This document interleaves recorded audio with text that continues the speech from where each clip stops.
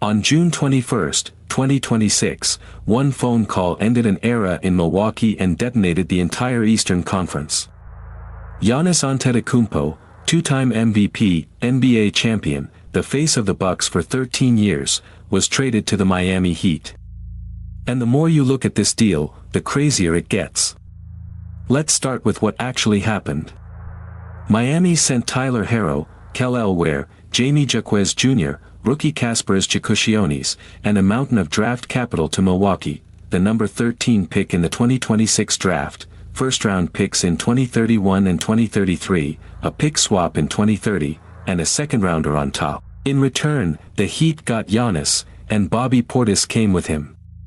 That is a massive price. So why did Miami do it? Simple. Because Pat Riley has spent his entire career hunting whales, and Giannis is the biggest whale on the market since Kevin Durant hit free agency. Miami has been chasing a superstar for years. They missed on Durant. They missed on Damian Lillard. This time, they refused to miss. At 31 years old, Giannis is still in his prime, a franchise-defining force who instantly turns any roster into a title contender. And think about the fit for a second. Heat culture is built on one idea: nobody outworks us.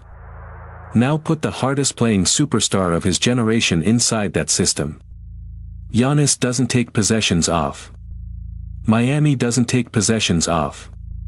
This isn't just a talent upgrade, it's a personality match that should terrify the rest of the East. But here's where it gets interesting. ESPN graded this trade, and Miami got a B-, while Milwaukee got a B+. Wait. The team that got the two-time MVP scored lower than the team that lost him?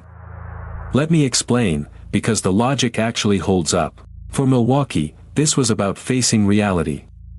When a superstar wants out, you don't get to negotiate from strength. Just ask Brooklyn about the Durant deal. And still, the Bucks walked away with a legitimate young scorer in Tyler Herro, a promising big man in Kel Elware, two young rotation players, and enough draft ammunition to rebuild twice. For a forced sale, that's excellent business. For Miami, the risk is real. They emptied the entire cupboard. If Giannis gets hurt, or if this roster doesn't gel around him, there is no plan B. Those picks are gone until the 2030s. The Heat pushed every chip to the middle of the table on a 31-year-old body that carries one of the heaviest workloads in basketball. Brilliant if it works. Catastrophic if it doesn't. And there's one more layer to this story that nobody's talking about enough. This trade didn't happen in a vacuum. LeBron James is a free agent right now, and Miami is one of the 6 teams reportedly in the mix for him. Imagine, for 1 second, Giannis and LeBron in Heat uniforms at the same time. Even at LeBron's age, that changes everything. The Kawhi Leonard trade to Toronto is frozen by a league investigation. The East is wide open. And Miami just made the loudest move of the summer. So here's the big question: who actually won this trade? If you're grading for the next 2 years, it's Miami. You simply don't get players like Giannis without overpaying.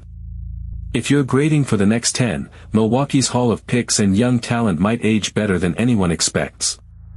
My take: championships hang banners. Draft picks hang hope. Miami went for the banner. But that's just my read.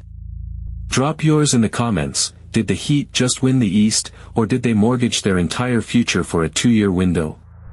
If you enjoyed this breakdown, hit subscribe, because this is the 4th quarter, where we cover the stories behind the scores. And this off-season is far from over.